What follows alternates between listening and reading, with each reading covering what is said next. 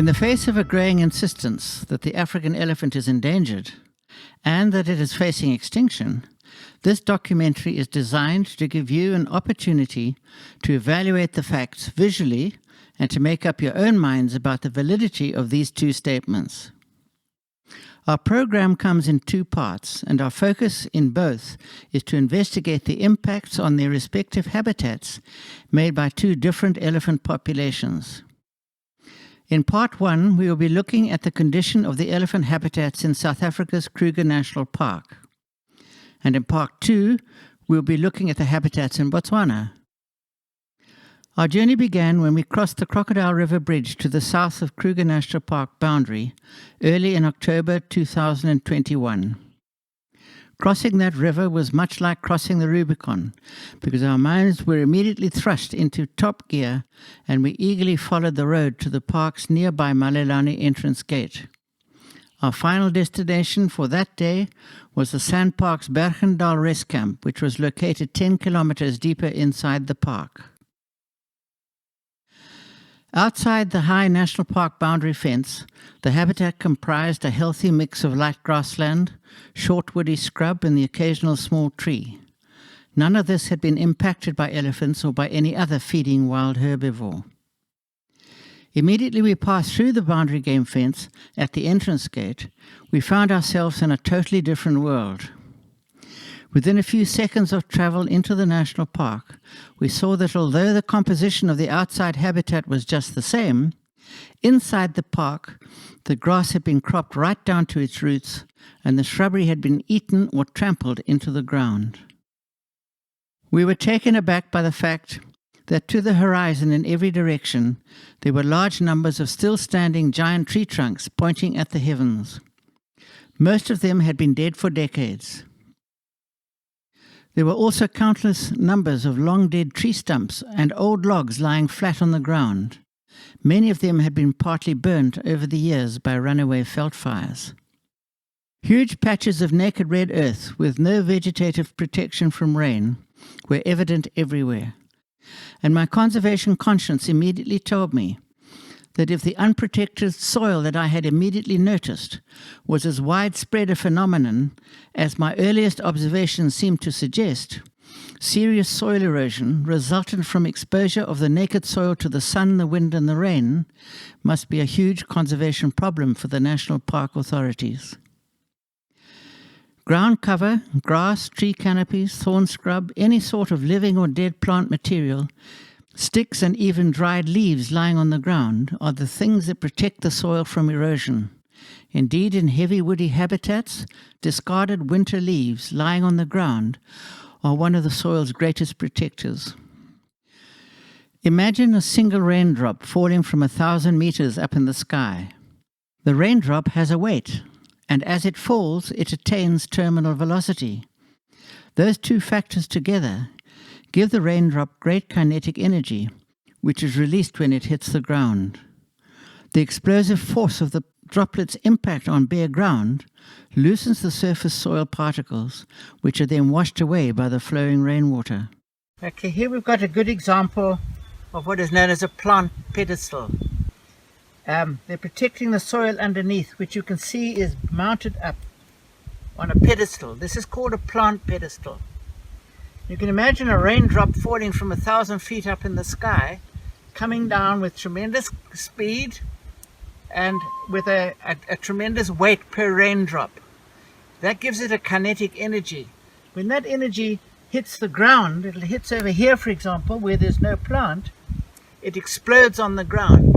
And all the energy in that falling raindrop actually loosens all the soil on the top, and then it's washed away by the rain. But here, when it comes down, the raindrop hits the plant and it explodes on top of the plant. And no energy gets down to move the soil underneath the plant. And this is why the soil is protected underneath it. And this is a very good example.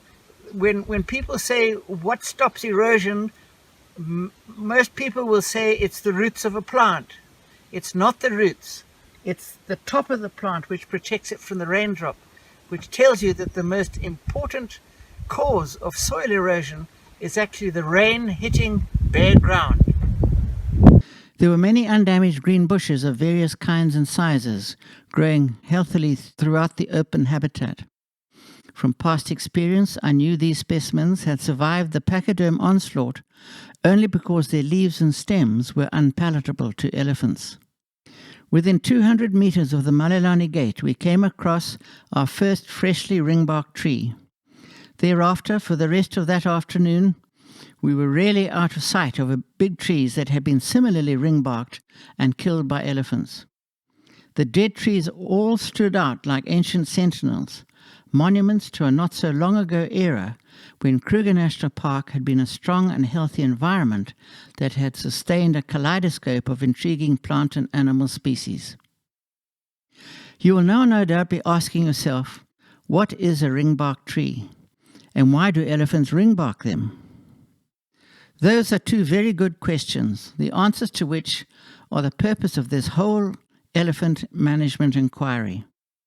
To understand the answers to those two questions, however, I will have to explain to you the botanical dynamics of a tree trunk.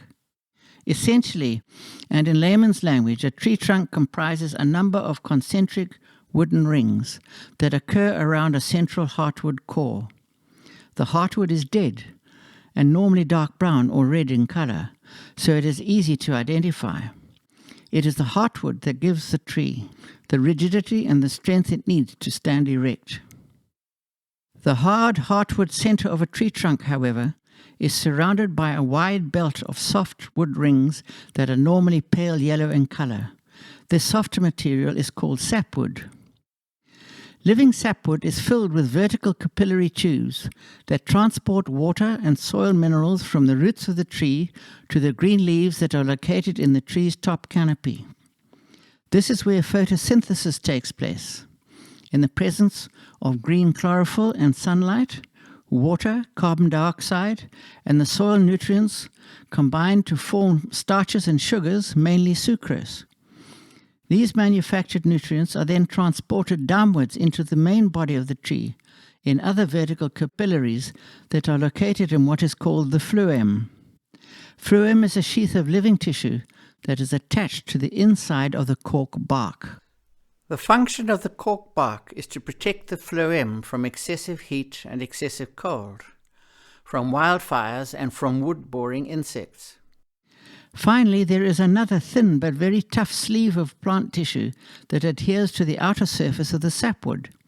It is called cambium, and the cambium is sandwiched between the sapwood and the phloem.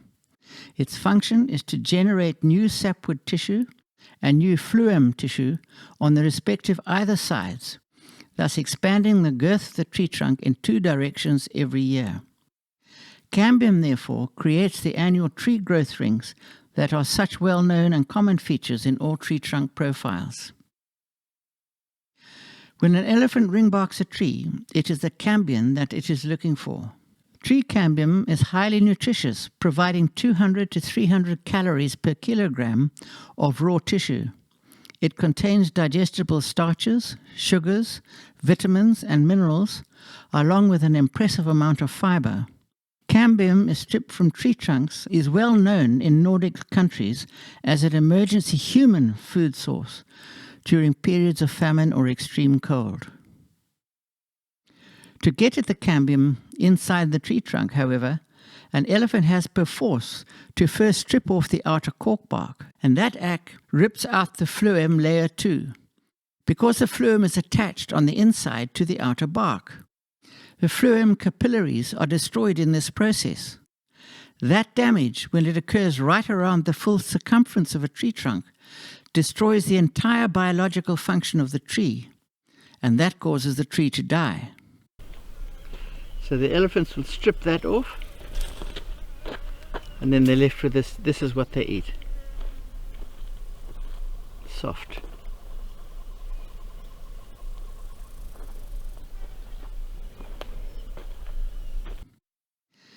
Debarking is a fastidious elephant feeding activity that takes place at a convenient elephant head height all around the tree trunk, and it often takes many repeat elephant visitations to effect lethal damage right around the tree's circumference. Partially debarked trees, therefore, are a common sight in game reserves carrying elephants. The healing of debarking scars does take place, but ultimate total destruction is the normal outcome. Tree barking, which describes the complete loss of bark right around the circumference of the tree's trunk, completely destroys the cyclic downward flow of tree sap into the main lower body of the tree. And that tree sap is the sole conveyor of the vital starches, sugars, vitamins, and whatever other essential elements have been manufactured by the green leaves in the tree's canopy. These are all vital nutrients that trees need to survive. The essential message I am here conveying is that trees which have been ring-barked by elephants in Kruger National Park die. Now you know why. Hopefully this little snippet of information will make your journey with us more interesting and more meaningful. And from those of us who are telling you this tale, we hope that it will lead to your complete understanding of our mission. All along the 10-kilometer road to the Bergendahl rest camp that afternoon, we looked for both old and recently ring-barked trees, and we found a great many of both. We looked for partially debarked trees and found plenty of those too. And we searched for completely undamaged trees and found none. And that night in camp, we, the team, determined that of the still standing trees we had seen on the 10-kilometer access road to Bergendahl that afternoon, 80% were dead, and the remaining 20% had suffered some degree of partial debarking damage. I looked for ground cover, small thickets of bush, into which small animal species like duiker, steenbok, bushbuck, and mongooses could hide away from predators. We saw none. I looked for continuous canopy tree habitats, where diurnal and arboreal animals like baboons, monkeys, squirrels, and snakes could move from one tree to the next across their interlocking upper branches, or where nocturnal arboreals like greater and lesser bush babies and genet cats could travel from tree to tree at night to avoid the danger of terrestrial predators waiting for them to descend to the ground. I saw no such animals, nor did I see any such arboreal retreats, and my heart felt empty and unhappy. So what we experienced during the first hour of our visitation to Kruger National Park that day came as a shock to us all. We had come to examine the impact that the Kruger elephants were having on their habitats, and from the very beginning we were dumbstruck by that short afternoon's revelations. These undisputable facts confirmed a dismal history. The Bergendahl Rest Camp enclosure is 29 hectares, or 69 acres in extent. The camp was constructed a long time ago in the middle of an extensive piece of typical and at that time healthy low-felt deciduous woodland. Its vegetation has been constantly protected by a steel wire and electrified game fence, which keeps out marauding elephants and lions. The camp contains furnished rustic brick rest huts and has all the necessary mod cons. The facilities include a restaurant and a shop provisioned with everything that a family could possibly wish for on a visit to South Africa's premier national park. The accommodations were more than adequate, and they were collectively and attractively scattered amongst thick vegetation. This gave each visitor group its own special space. When we passed through the Bergendahl Rest Camp entrance gates that evening, compared to the woodland destruction we had just experienced, we entered into an African paradise. What we had been looking for outside the rest camp, we found in great abundance inside the protected exclosure. The habitats were all in a climax state, and they were safe and they were intact. There were mature tall trees everywhere, showing absolutely no sign of elephant usage, let alone damage. High tree canopies overlapped with the upper branches of adjacent trees, creating a complete, continuous, and extensive top canopy woodland habitat that was ideal for all the park's arboreal animals. The understory was layered naturally, with several kinds of small wild trees, shrubs, and grasses, right down to ground level. Here, there was natural food and shelter for all the many animals that we were soon to find out had taken refuge inside the camp. On the ground, everywhere we looked, there was a thick layer of dead leaves that had been allowed to accumulate for many winters past. So there was no bare ground that would erode away when the thunderstorms erupted during the summer rains. Indeed, the environment inside the camp was exactly how the whole of Kruger National Park was meant to be. At dusk that evening, we saw lesser bush babies, nachapis, jumping from tree to tree. During the night, we repeatedly heard the spine-chilling screams of the greater thick-tailed bush babies. Giant fruit bats piped at each other all night long. Several species of owls hooted, others whistled, and nightjars joined their chorus. The squeaking of insectivorous bats we heard all night long, and when the sun came up the next morning, the bird song was a magnificent symphony. At breakfast time, we received visitations from a number of bushbuck, a young male and two separate mothers, each with a youngster at foot.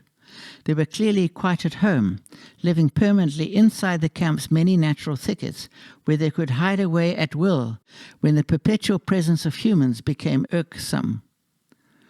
There they were protected from their diurnal predators. I was quite sure there were a lot more wild animals living inside the camp than the ones that we actually saw and recorded. I also knew that none of them would survive very long if they ever ventured outside the encircling and protective fences, because outside we now knew their habitats had long ago been totally destroyed. This is a satellite image of the Bergendahl rest camp. Note the heavy woodland that is thriving inside the camp's perimeter fence. Note also the almost total lack of woodland outside the fence camp boundaries. They say a picture tells a story better than 1,000 words. Well, this picture explains exactly what is happening to the natural woodland habitats throughout Kruger National Park. They are being wiped out.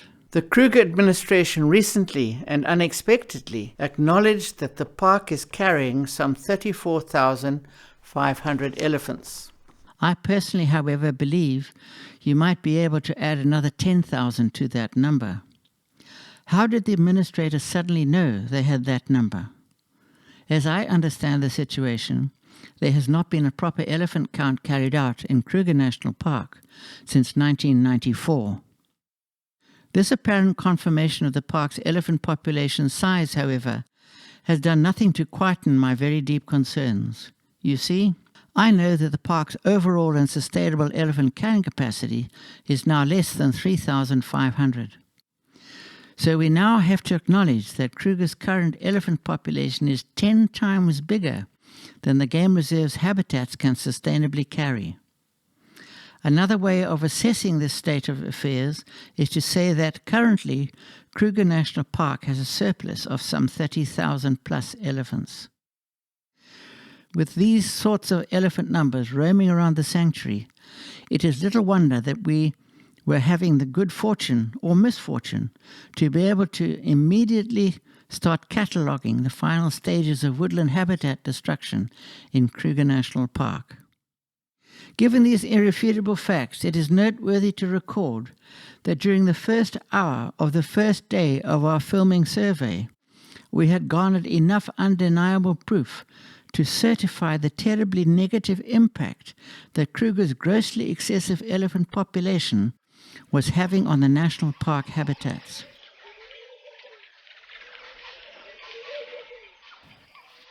A wildlife management principle that I have to mention at this time is this. The health and variety of habitats in any game reserve is key to the sustainability of the sanctuary's overall biological diversity. This observation is valid anywhere and everywhere. Mammals, birds, and reptiles are specifically, physically, and ecologically adapted to live in particular habitat types, and they will thrive in no other. Because the old Kruger habitats are no longer available outside the rest camp enclosure at Bergendahl, therefore, I know for sure that none of that resort's captive wild animals will survive if they are ever chased out of the camp's environments. And whatever remnant natural vegetation there is left outside the Bergendahl rest camp tells me that the Kruger National Park is rapidly degrading towards becoming a desert. Our second day included a planned journey from Bergendahl to the Letaba rest camp, 224 kilometers away to the north. It was a long way traveling at the park's 50 kilometer per hour maximum speed limit. We bypassed the park's headquarters at Kruger and filmed the state of the game reserve's habitat all along the way. En route, we saw surprisingly few elephants, a herd of buffaloes, 2 or 3 kudu, and a small pack of wild dogs. There were very few of anything. The weather settled into being solidly overcast, with irregular drizzle, which was contrary to all our expectations. We had put off this visit until October, which is normally very hot and very dry. Mr. Weatherman, however, obviously had not read our script. I was expecting to find the odd baby elephant being eaten by lions. This regularly happens in game reserves like Zimbabwe's Wankie and Botswana's Chobe national parks, where grossly excessive elephant populations also exist.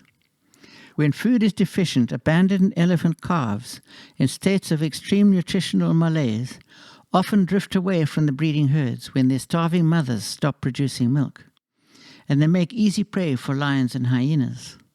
Finding baby elephants being eaten by these predators, therefore, is an indicator that something is very wrong in the land of the elephants. But that was not to be, not on this occasion. The Kruger habitats, although visually deteriorating, have seemingly not yet reached the stage where serious nutritional deficiencies occur. But one day, soon, those stark conditions will arrive, and that will happen sooner than we think. The overcast weather continued for the next 3 days. You will note that the grass and light bush at the side of the road is taller than that which exists further away. That is occasioned by the fact that rainwater runs off the tarmac and gives better growth to the plants that grow at the side of the road. I'm now going to let our film footage tell its own story, because to properly understand our mission, I am now going to have to explain to you something of the history of the Kruger elephants. There are no historical records of elephant occurrences in what is now Kruger National Park from the 19th century. The first report is of 10 animals, thought to be escapees from elephant hunters in adjacent Mozambique, which took up residence in the Letaba Olifants River Junction area in 1905. At that time, therefore, the Kruger habitats had not experienced any kind of negative impact from an elephant presence. Inevitably, more immigrants arrived after 1905, and the elephant population grew. By the early 1940s, the park administration was voicing concerns about possible long-term elephant damage to the park's then widespread deciduous woodland habitats. In 1944, therefore, the park botanist, Albert Viljoen, established a large habitat study in the Satara area of the park. Satara was chosen for the study's location because there was an extensive area of deciduous woodland at Satara that the botanists considered to be a good representation of that habitat type everywhere. It was Viljoen's intention to measure and to record any and all habitat changes at Satara wrought by elephants. The study area was extensive. It involved demarcating multiple 1 hectare, that is 2.5 acre plots, in which Viljoen identified, located and counted every big tree with a canopy spread of 15 meters or more. He collectively called his tree subjects top canopy trees, and in number they averaged 13 trees per hectare. Thus began what became known as the Satara Top Canopy Tree Study. There was no change in the number of Satara trees throughout the 1940s and 1950s. From all accounts, however, there appears to have been a lapse of attention to this important study during the early 1960s. In 1965, someone counted the Satara trees and discovered that they had been reduced in number from 13 per hectare to 9. It is also important to record that in 1965 the Kruger scientific staff reported the park's elephant population then numbered 7,000.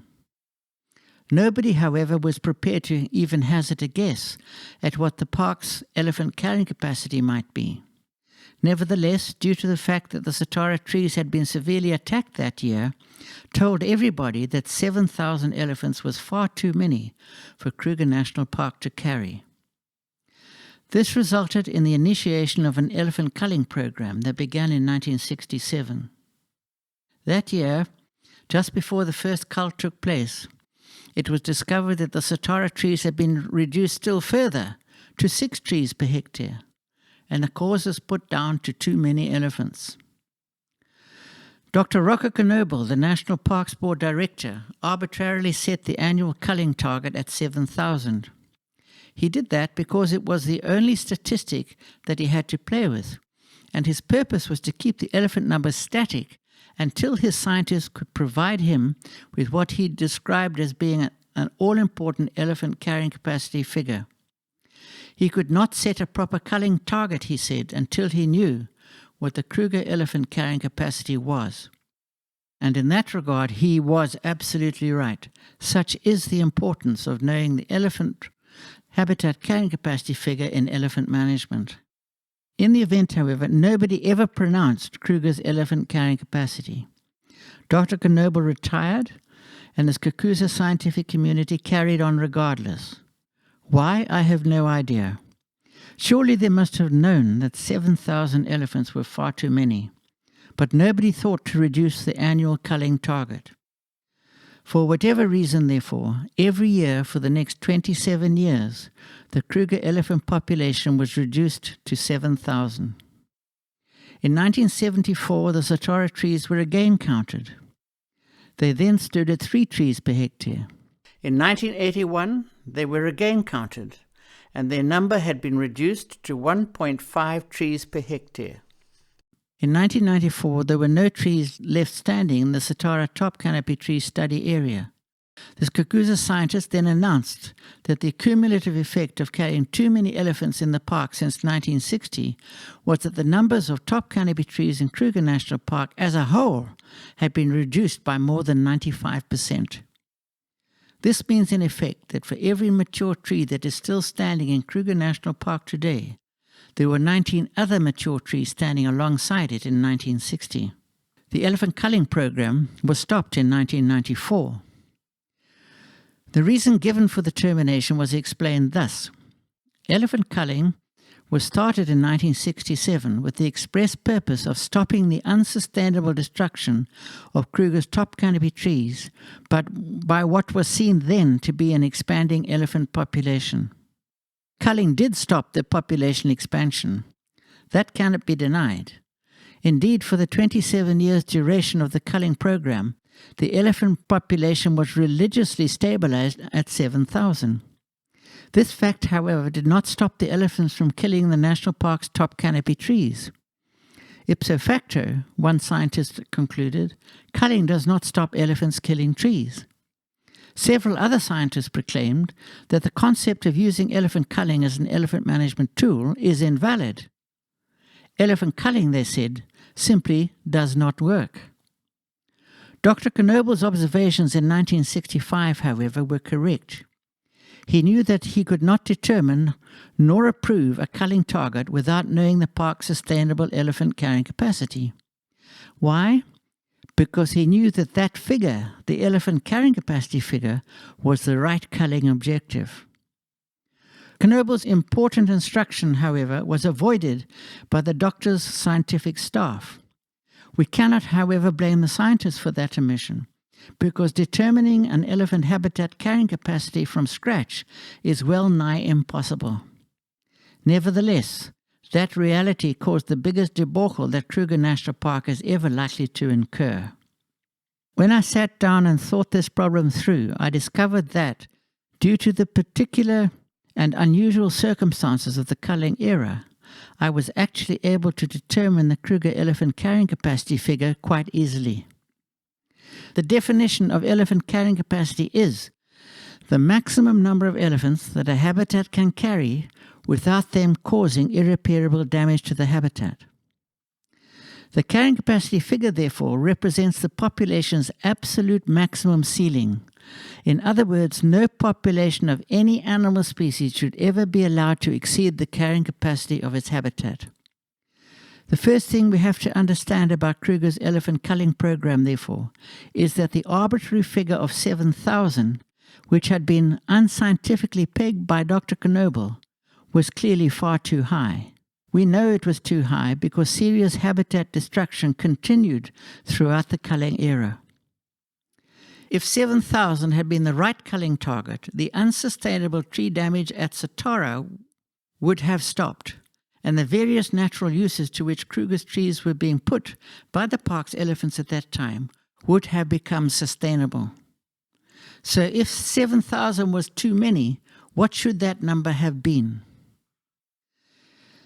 Within the recent history of the Satara top canopy tree study, there is a notation in 1959 which tells us that in the lower Sabi area of the park, the elephants had eaten the succulent Aloe marlottii into local extinction.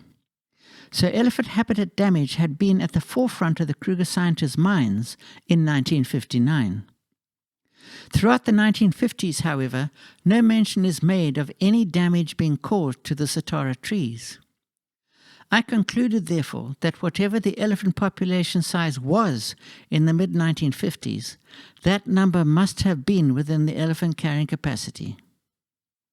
How many was that number? To discover the answer to that question, I first of all accepted the Kruger scientist's statement given to Dr. Knoebel that there were 7,000 elephants in the national park in 1965.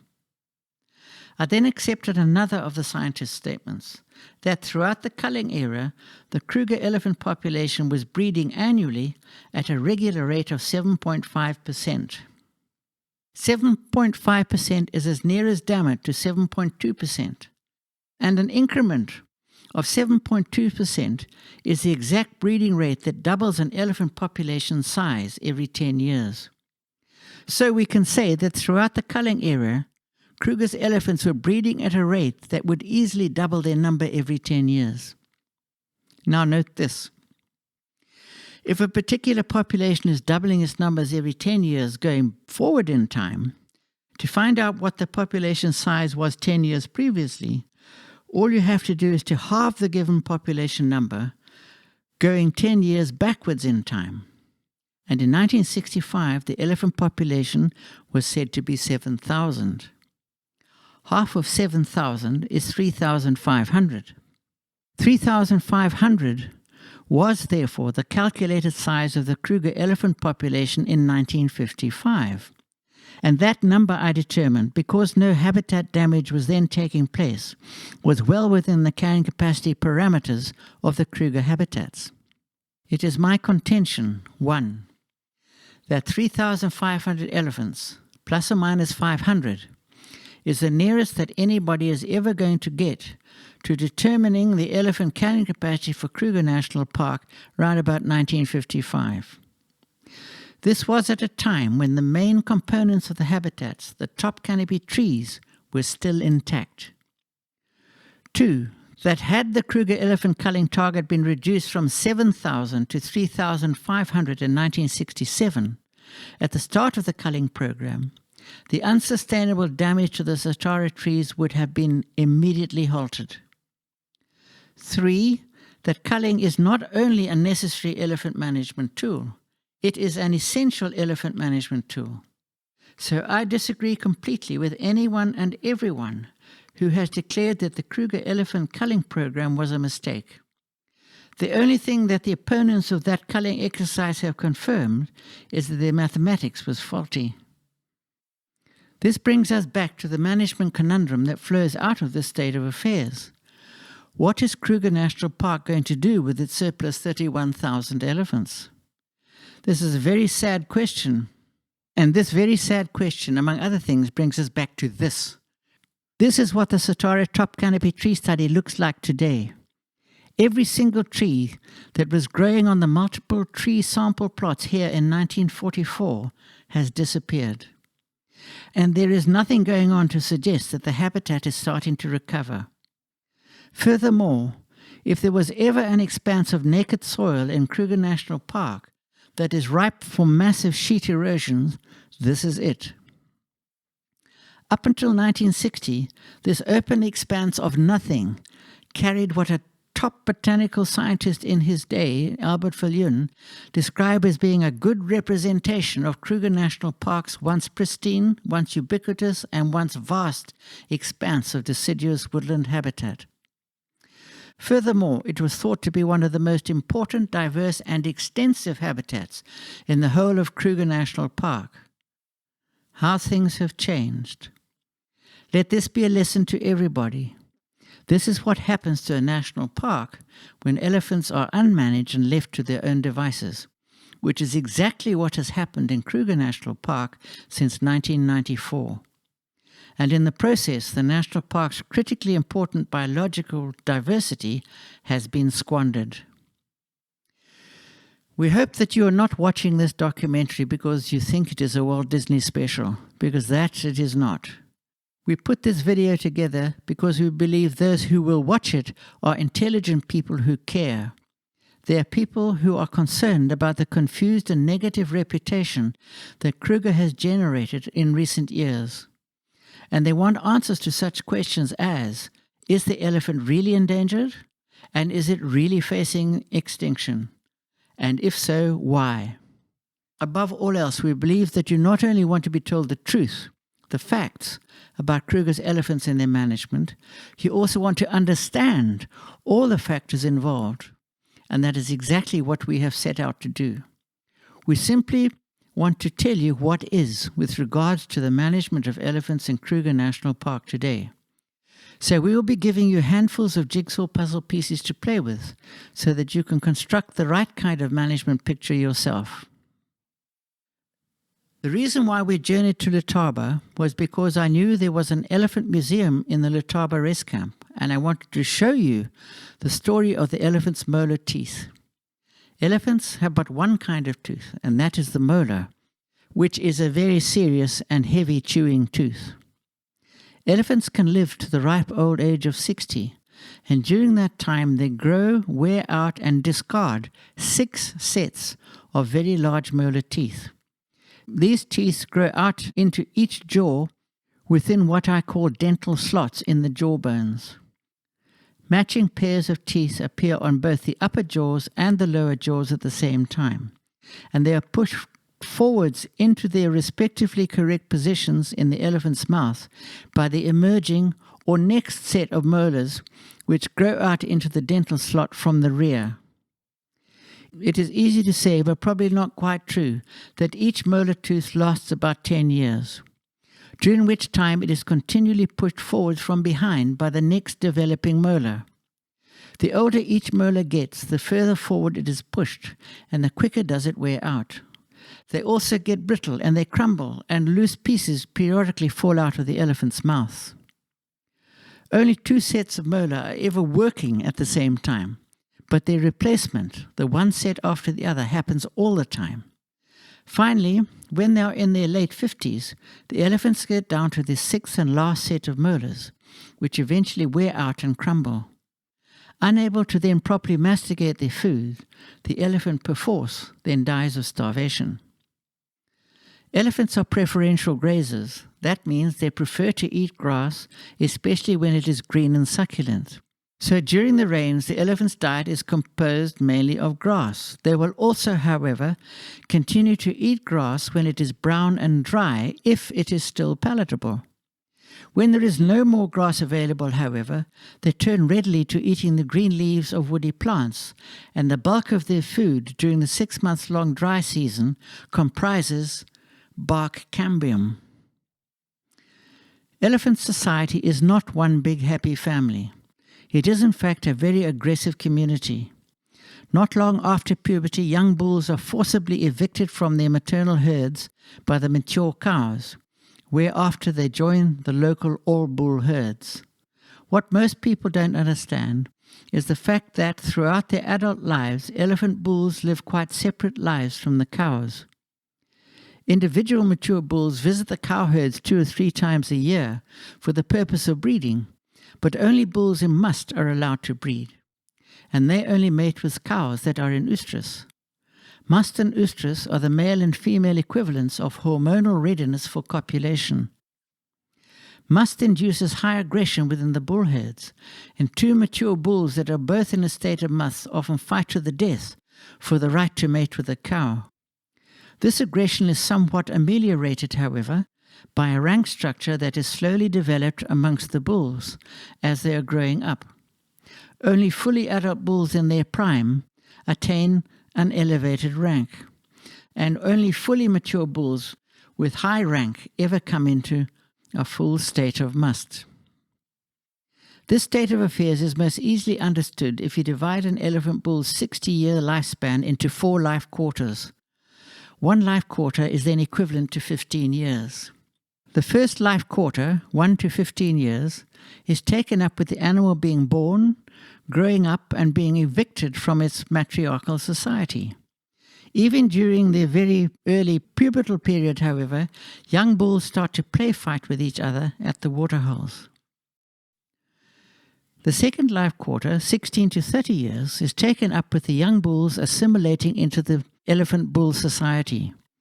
During this period, their play fighting becomes ever more intense as the stronger animals start to gain higher rank in the young bull hierarchy. Life then takes on a whole new meaning. Young bulls that show signs of coming into early must in their second life quarter, however, are bullied into submissive discipline by large mature bulls in their third life quarter. Fully adult bulls don't take kindly to breeding competition from the young upstarts. Bulls grow to maximum size in their third life quarter, 31 to 45 years. They become fully mature, and they come into cyclic must 2 or 3 times a year. This is the period of their lives when breeding becomes an imperative activity. This is also the period of their lives when rank plays an ever more important role, because the bulls with the highest rank come into must most frequently. Fighting between third life quarter bulls in must now happens often as they fight for dominance in the mating game. Many elephant bulls got killed fighting each other during this period of their lives. During their fourth and last life quarter, 46 to 60 years, elephant bulls ease out of the mating game. They slide into senility, and at all costs they avoid confrontation with the stronger and younger third life quarter animals. Those in this fourth and final life quarter age group that still come into must, therefore, risk an early demise. Nevertheless, it is during this fourth life quarter that the old bulls also experience their greatest per diem increase in ivory length and weight.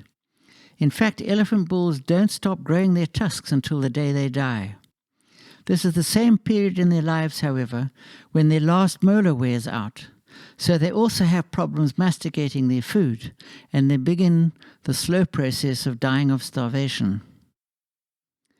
It has become fashionable in the animal rights community to insist that these beautiful old elephant bulls are important gene banks for their populations. Regrettably, that is not true. These old gentlemen happily passed on their genes 10 years before they became useless old men. Generally speaking, when elephant bulls reach the ripe age of 50, they are genetically surplus to their population's breeding needs. If hunting is to become part of a population's management strategy, bulls in their fourth life quarter are the ones that should be hunted. It is interesting to record that the biggest tusks in the Letaba Elephant Museum come from bulls that died 30 years ago, when they were close to 60 years old. I am reliably advised, however, that there are not many bulls in Kruger's elephant population today that exceed 50. This is probably due to the fact that there are now 10 times as many fighting bulls in Kruger's greatly excessive elephant population than there should be. So the chance of very old bulls being caught up in lethal fights is 10 times greater than is natural. And 50-year-old bulls are the ones that are now being killed by the dominant males. There is an elephant skull in the Letaba Museum that graphically illustrates how one bull elephant met his tragic end, where the tusk that killed him is dramatically still impaled in his brain cavity through a gaping wound where the killer tusk entered his skull from above and behind his right ear. Such is life in an elephant-bull community. Nowhere is the old adage more apt, therefore, that nature is a constant battle between tooth and claw. Most people believe that elephant bulls destroy trees because they eat them, but that is not entirely true. I believe more trees are pushed down by elephant bulls for an entirely different reason than to eat them, and that activity starts to happen during the latter stage of a young bull's first life quarter. Furthermore, pushing down trees becomes as equally important to a young bull as is play fighting with his friends.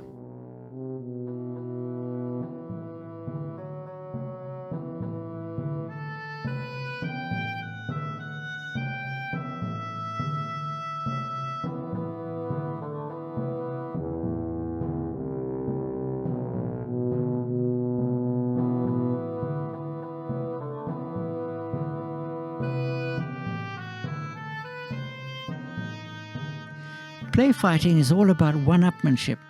When young bulls play fight, their purpose is to demonstrate their respective strengths, and thereby to ultimately establish as high a position as they can achieve in the young male hierarchy.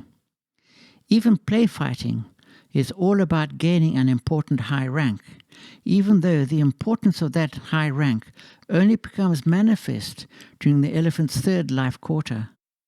High rank in their third life quarter improves every bull's chance of mating. And young bulls never stop jousting. Even when there is no apparent reason for it, they will play fight whenever they come together. Play fighting has become a signature of the elephant bull's social structure. But at the back of it all, there hovers the imperative for every bull elephant to establish and then to maintain the highest possible rank. Here at a waterhole, for example, we see a third life quarter bull establishing his superiority over a second life quarter bull by harmlessly spraying water over the younger animal's body. He seems to be saying, "Go away, young man. Can't you see that you are in the presence of a high-ranking personage who has no interest in being in your company?" Pushing down trees is all part of the same rank structuring syndrome. It is just another way of demonstrating a bull's strength to his companions. Most trees that are pushed down during these exhibitions, however, are not fed upon at all. They are simply left lying on the ground as evidence of some bull's superego. And when a group of young bulls are all vying with each other for rank supremacy, a collective 1-hour tree-breaking spree can leave behind 10 or 20 broken down trees in its wake. Indeed, very old records from Wanky National Park tell of a single bull elephant, without an audience, breaking down 11 big trees in a row, inside a distance of 200 meters. These exhibitions can happen every day of every week. Indeed, throughout their adolescent lives, and when they are mature too, elephant bulls never stop breaking down big trees, and they do this for the sole purpose of advertising their strength. That fact is one of the reasons why Kruger's elephant carrying capacity is so low, 1 elephant per 2 square miles or 1 elephant per 5 square kilometers. It is also the reason why genuine elephant habitat carrying capacities anywhere and everywhere in Africa can never be high. Although there are many occasions when mature elephant bulls mix together quite closely, 3 or 4 bulls, for example, will raid the same agricultural crop together at night. During their diurnal routines, they prefer to maintain a reasonable social distance. Many mature bulls, in fact, prefer to live entirely alone. Look at this loose herd of bulls and note the diffidence that some bulls extend to their obviously more dominant companions. This tells us that in bull society, rank is always a dominant factor. And that is why fighting is a regular activity.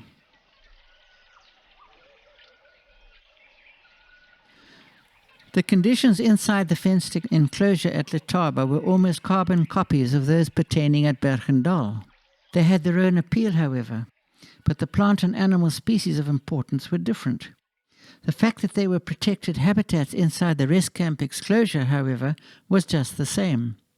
And over the next several days, we discovered that these conditions pertained in the Shingwedzi and Punda Maria rest camps too. Upon our entry into the camp, we were confronted by several giant umbrella thorn trees, Acacia Tortoise, better known to the South Africans as Harkenstierk. Outside the protection of the camp exclosure, however, these once dominant trees in the Kruger habitats had been especially selected by the elephants for destruction.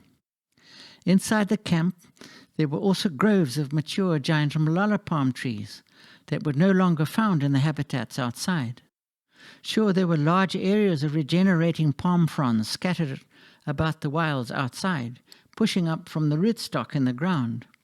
But just as soon as these plants form cones in preparation for developing a seed-producing trunk, they were preferentially snaffled up and eaten by foraging elephants. I haven't seen a mature malala palm in the lower and middle wild regions of Kruger National Park for 10 years. And because the mature palms were gone, on this visit we rarely saw the once very common palm swift. This is a very good example illustrating the fact that species of animals, in this case the palm swift, disappear from the park species spectrum when their special habitats disappear. There were many other species of tree that grew inside the camp's fenced enclosure that I never saw in the wild habitats outside. There was a small number of bushbuck living in the protected habitats inside the fences at Letaba. In this case again, this species of antelope did not occur in the riverine thickets outside because the riverine thickets no longer exist outside. The thick-tailed bush baby was again another animal species that had selected the rest camp habitats as a safe haven.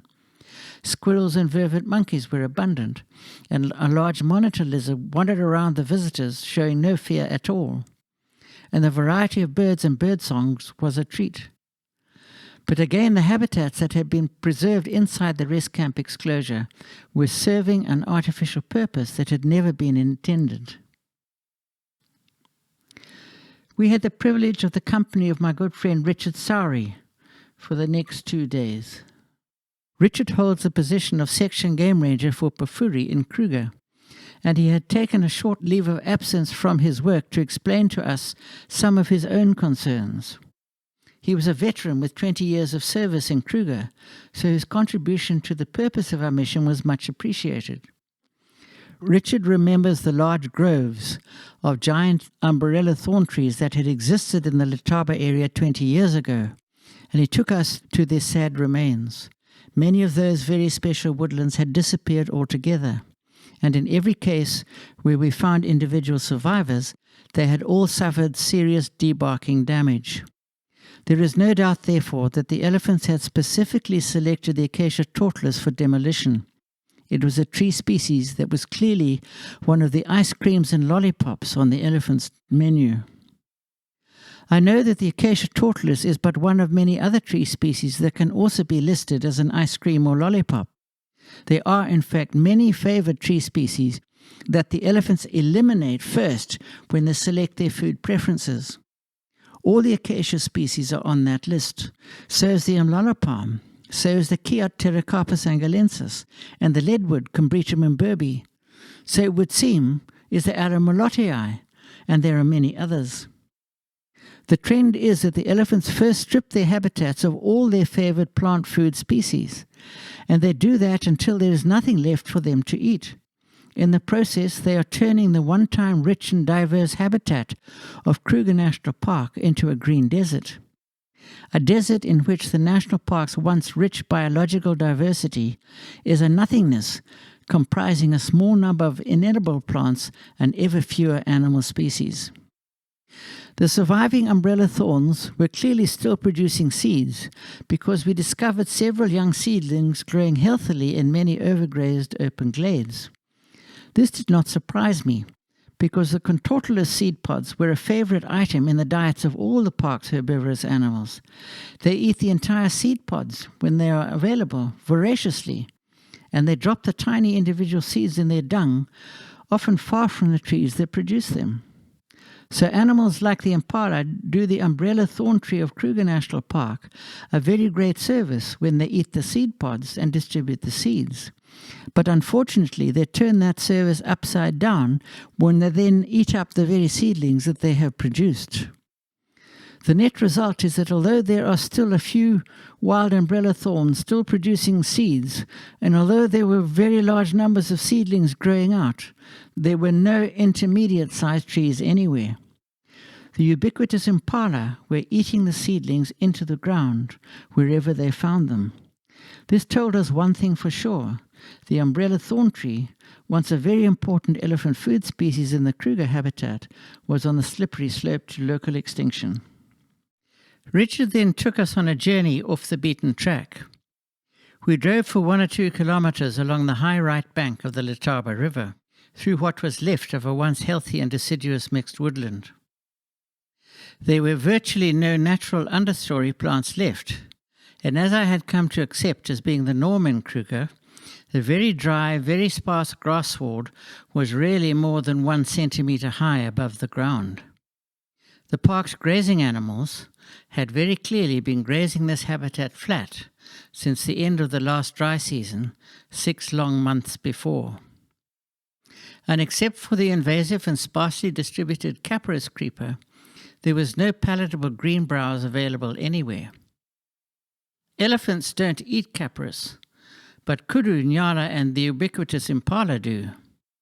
Leafless mapani trees occurred here in this woodland, and small groups of impala were nibbling on their discarded winter leaves off the ground.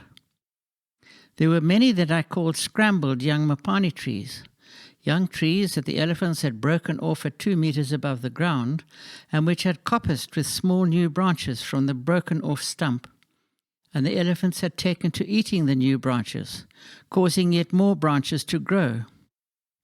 The end result was a damaged mapani tree that had become a mass of thin branches. It would never, therefore, grow to proper maturity. Elephant-mangled young mapani trees are a common sight throughout the national park, and Capparis creeper had taken to bushing over many of them, a fact which had become a feature all over the park. We discovered many old dead trees, dead logs lying on the ground, and dead tree stumps throughout this journey, and practically every still living tree showed signs of partial debarking by elephants. And there were 1 or 2 very big leadwood trees that had been very recently ringbarked. We drove through a constant and misty green shroud of young Croton megalobotris bushes. Croton are fed upon sparingly by elephants, but they are nowhere a favoured food item. If they were, they would have been long ago eaten into local extinction. Capparis and Croton are not common species in mature woodland habitats. Both species require good sunlight. So what we were witnessing in this woodland was a changing of the ecological conditions.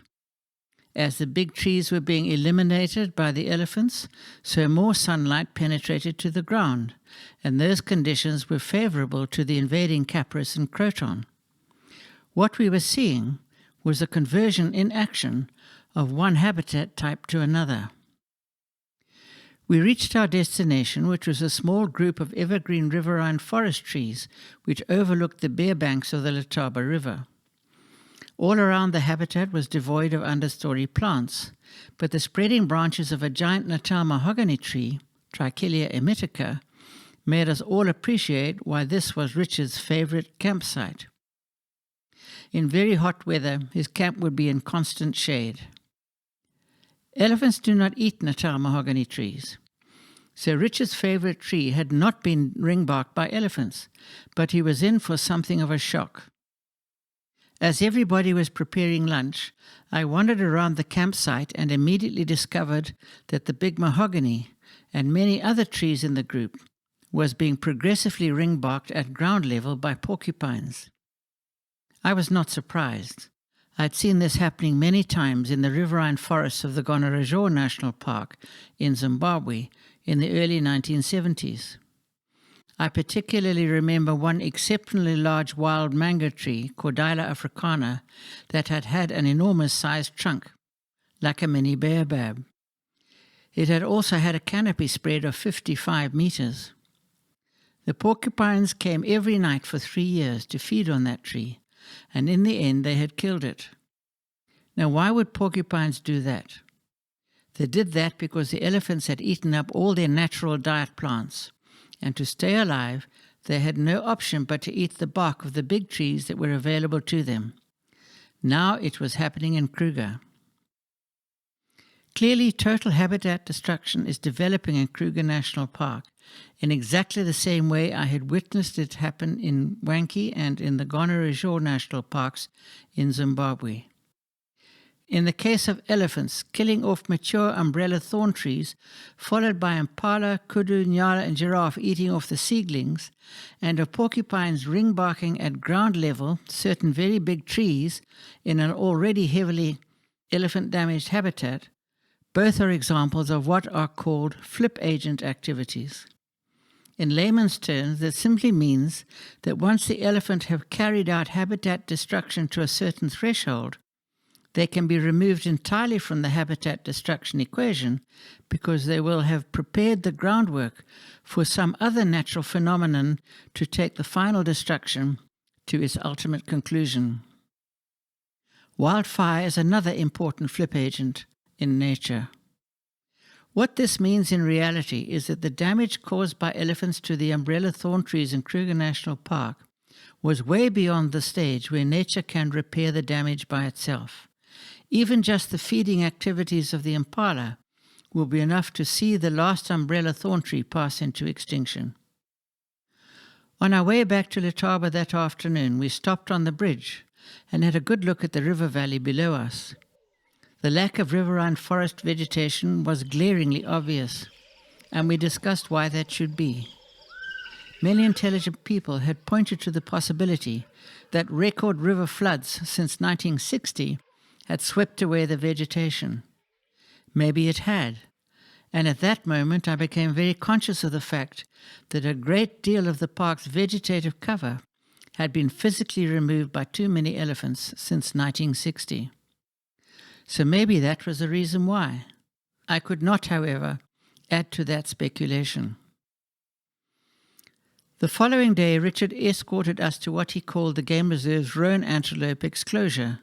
It was located halfway between the Shingwedzi and Punda Maria rest camps further to the north of Letaba and 5 kilometers to the east of the main tarmac road. Tourists did not have access to the roan camp, so we were very privileged to have had Richard take us there and tell us all about it.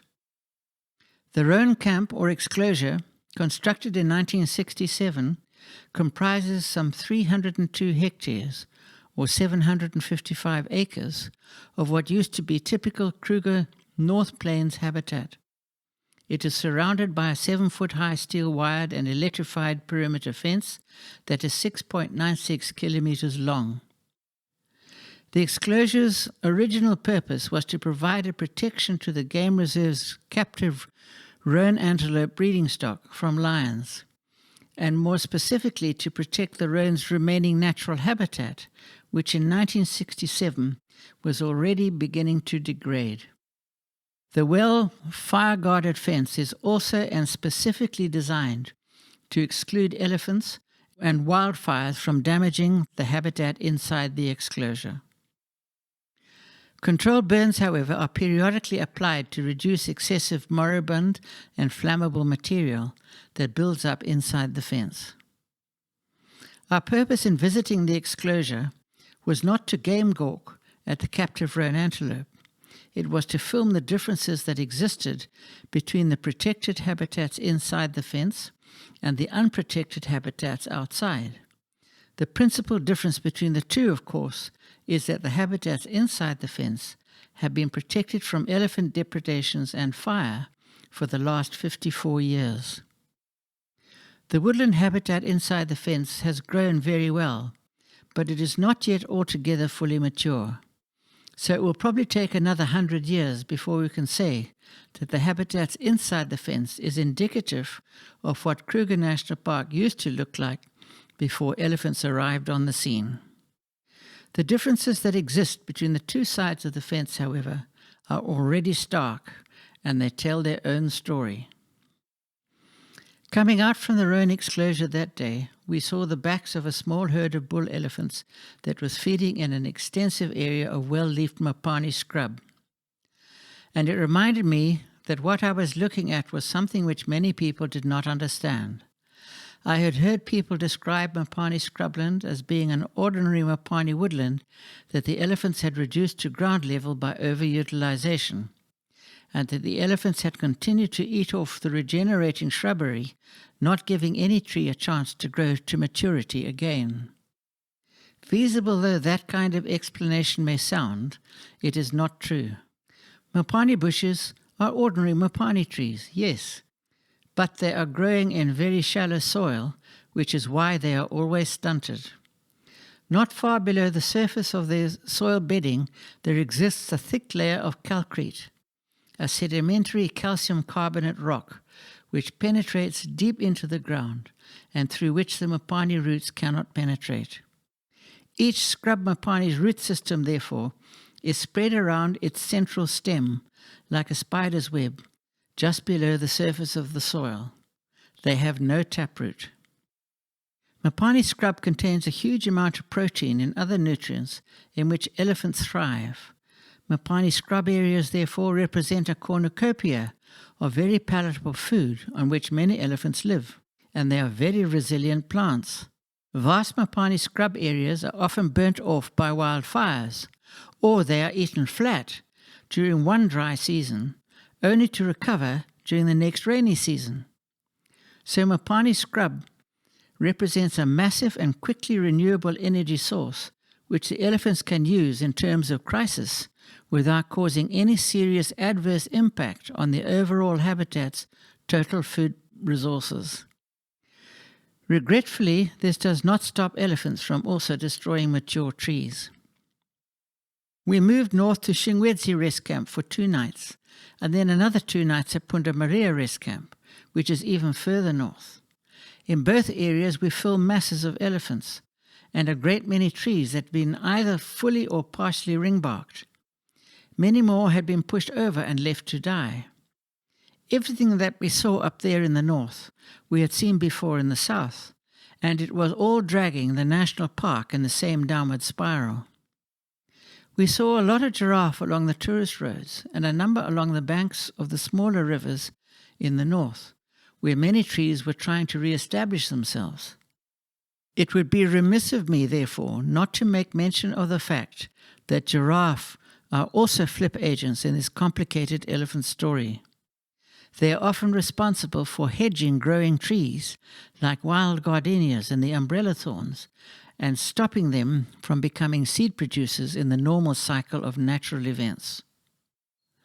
I mention this not to complicate the elephant story, but to add a bit of fascinating information. Wildlife management is a fascinating complication of many divergent parts. As we had recorded at Bergendahl the previous week, here in the north there were many mature trees that had been killed over the years. There were lots of recently ring-barked trees, and there were just as many trees that had been partially stripped of their bark. And there were more damaged trees than there were trees that were undamaged.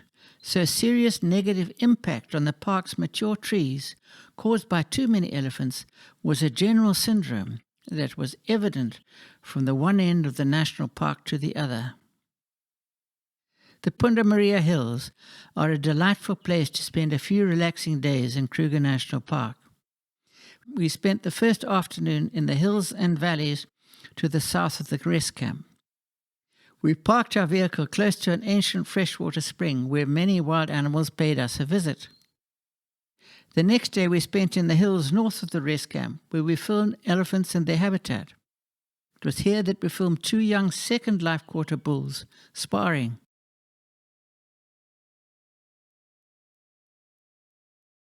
We also filmed kudu and impala eating Capris creeper, which had taken over the vacant space on the sides and on the top of termite mounds. And of course we filmed even more tree damage caused by elephants.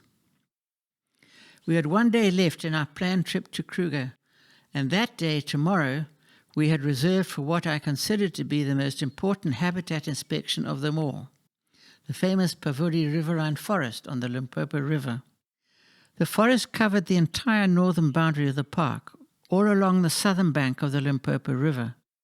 The river was given fame by a British journalist, short story writer, poet and author called Rudyard Kipling. In my opinion, the Pafuri riverine forest is one of the most important wildlife habitats in any protected area in South Africa. For its size, it carries the most diverse spectrum of plant and animal species in the country. Ornithologists, especially from all over the world, have heard of the Pafuri, and most have this destination at the top of their bucket list. Those of us who are conscious of the dangers to Pafuri, occasioned by the activities of Kruger's excessive numbers of elephants, however, are far from complacent. Most of us have heard alarming stories, and South Africa's ornithologists want to know what is going on. Hence, many pilgrimages have been made to the forest by many people, and the stories that have got out are less than encouraging. I felt it was appropriate, therefore, that we include Pafuri in our national park-wide inspection, and that we passed an opinion ourselves. Pafuri once had a sister forest in the Chobe National Park in Botswana, which I personally remember from way back in 1960, as looking precisely like Pafuri looks like today. In 1965, Dr. Graham Child, an FAO ecologist seconded to the Botswana government, carried out a survey of the Chobe River forest. His survey plot covered 1 demarcated mile of the Chobe River frontage, and it was 70 yards wide. Within that plot, he located, identified, size determined, and counted every single tree. In 2007, Graham again returned to the Chobe, and this is what he had to say on that occasion.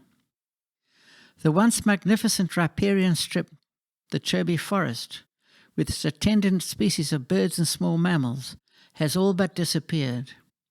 He also commented on another bit of woodland research that he had undertook in 1965. A magnificent belt of mainly camelthorn trees used to run up the length of the Sedulu Valley. They numbered 600, and they were all in excess of 400 years old. When we returned in 2004, virtually all of them had gone, killed by elephants. This, I predict, is what the Pafuri riverine forest will look like in the not-too-distant future if the Kruger Wildlife Management staff don't address themselves to the forest's protection from elephants very soon. All the signs are there. Extensive elephant damage to the forest complex is readily apparent. The elephants have seemingly been eating away at the southern forest fringe for years, and there is an apparent encroachment of Capparis and Croton as replacement plant species. This all happened at Chobe too. Elephants have also started debarking the Pafuri trees. Many forest trees have been pushed over, and south of the forest understory fringe, the skeletons of big trees, probably umbrella thorns, are apparent everywhere. And the elephants are there at Pafuri aplenty. Indeed, they have started to hammer the baobabs, just as happened at Chobe too. I also have to make mention of my own experiences in Zimbabwe's Gonorrhoea National Park, which is just 50 kilometers north of the Limpopo. I've never seen any environment quite so rich in baobabs as was the Gonorrhoea in 1968. But already by then, elephant feeding damage on the park's baobabs was apparent. A research officer was employed to find out just what was happening, and he discovered that the elephants were attacking and eating baobabs in every corner of the park. By 1975, it had been determined that since 1968, 23% of all the Gonorrhoea's baobabs had been killed and eaten by elephants. A further 71% had been damaged to a greater or lesser extent. Only 6% were unscathed, and the undamaged trees were those that were tucked away in rocky country that was not easily accessible to elephants. So throughout the 1970s, the Gonorrhoea's elephants cleaned out the bulk of the game reserve's baobabs, and they destroyed the many ribbons of riverine forest that existed in the Gonorrhoea then too. And all this is still a continuing work in progress. Let all these examples of habitat destruction be a lesson to all of us. We don't want any of these bad things to happen in Kruger, and they are already starting to happen. I have to comment at this juncture that very old baobabs reach the incredible age of 5,000 years. Baobabs of this age, therefore, were already 1,700 years old when Tutankhamun was pharaoh of ancient Egypt. It makes one wonder, which of the two is the most iconic? A 60-year-old elephant bull or a 5,000-year-old baobab? And which of the two is the most easily replaced? In one morning, driving around in close proximity to the forest's southern fringe, we saw countless baobab trees, most of which had been damaged by feeding elephants. One had been hollowed out like an empty calabash, and it crashed to the ground a few days after we had filmed it. Many others were recognizable only by the fact that they were just piles of brown pith lying on the ground. I worry that the sandpark staff at Kruger will not react to my pleas, that they will do nothing about the park's excessive numbers of elephants before it is too late. In my opinion, the least they can do in the Pafuri area in the short term is to throw a strong elephant-proof fence around the Pafuri riverine forest, within which enclosure they should include as many baobabs as possible, and to then keep elephants out of this very special sanctuary until the elephant population can be permanently reduced to the level of the park's elephant carrying capacity. My final message to SANParks, the South African National Parks Board Authority, is this. Your parliamentary mandate has always been to maintain species diversity, above all else, in Kruger National Park. Your task has never been to turn this vitally important national wildlife heritage into an elephant farm. Somewhere along the way you have lost your compass. Since 1960, you have never fulfilled your biological diversity obligation. It is time you got back on track. And I make this appeal on behalf of all South Africans. We all want to stand behind you, but we cannot do that, and we will not do that, unless and until you start doing the job for which you were employed. We are the children of